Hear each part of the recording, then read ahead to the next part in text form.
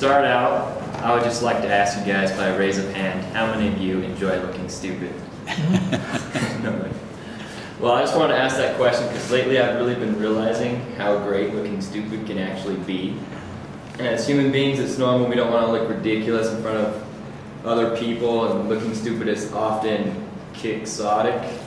And so I want to encourage all of you to go out within the next week and make a fool of yourselves, because looking stupid actually has many benefits, among which is 1, finding new passions, 2, the gift of a beginner's mind, and 3, the fact that not taking risks is actually risky.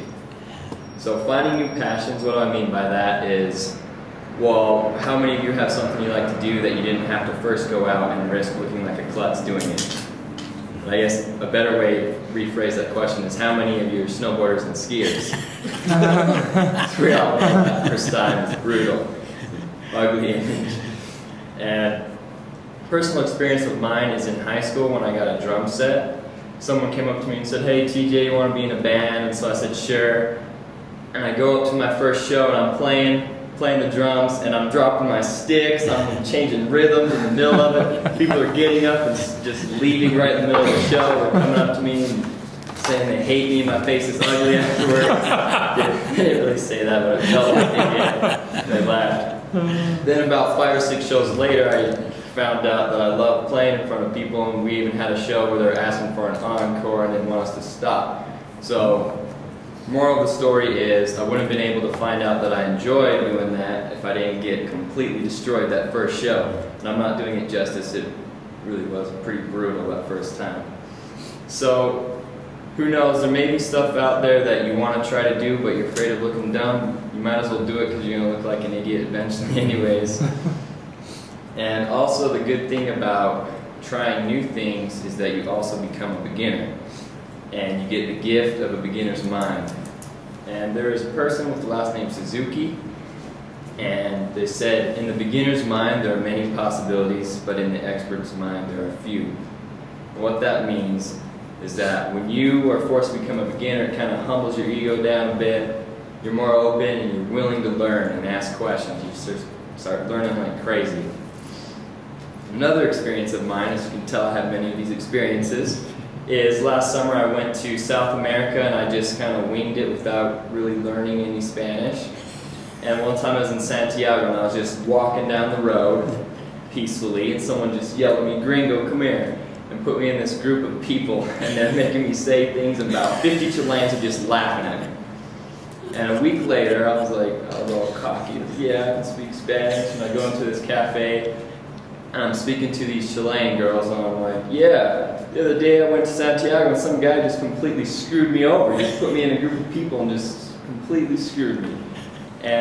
But what I really said was something a lot more vulgar than that I can't discuss here. Everyone just went crazy. And so, I mean, that was embarrassing, but I can't even begin to explain how much more Spanish I learned when I went out and just looked stupid speaking like a 4-year-old, and to this day I'll never forget that word I learned in that cafe. So when we go out and try new things, we get that beginner state of mind, and we can just grow and be humble and not just think we're all that. And if that doesn't convince you to go out and try something new, I learned something that not taking risks is actually risky. If you don't take risks, you're actually taking the biggest risk of all, and that's risking putting your future in serious danger. You can't get what you want unless you take risks to get it. So if you don't take risks, then how can you get the future you want? And also, if you don't take risks, you're also risking feeling regret. I don't know about you guys, but the things that bother me the most isn't what I did and looked dumb doing, but the things that I should have done but didn't. And also, the positive outcomes of taking risks is far more likely than the negative outcomes. It's far more likely that I'll get up here all nervous and give a Toastmaster speech, that I'll become more comfortable speaking than it is for you guys to hate my speech so bad. You know, Daryl's going to find me at the bus station and hit me in the knees with the baseball bat because it's so horrible.